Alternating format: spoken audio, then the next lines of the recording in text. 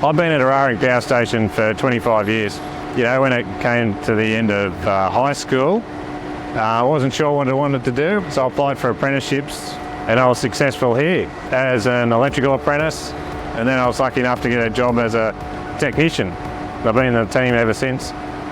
The plant is very complex, there's a lot of moving parts, so you're always learning something new. That's what I like about the role. There's always plenty of stuff to keep us busy.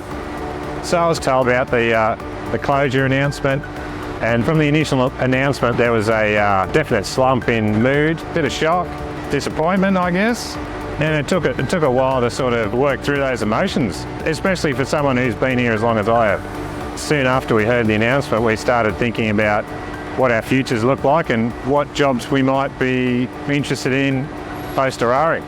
We were informed about the Future Directions program, and then we started by meeting with career counsellors to get a bit of a feel for where we may want to go in our future and to work out what sort of training or learning we may want to do for those people that wanted to change careers or those that wanted to stay in a similar field.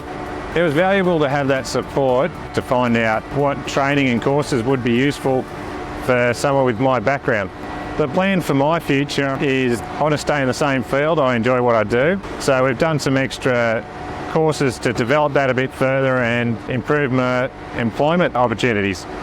I'm reasonably positive about the future. I will continue working here until the place closes, but post that, I feel I've got the skills and the knowledge to be able to get a role in the field that I'm interested in.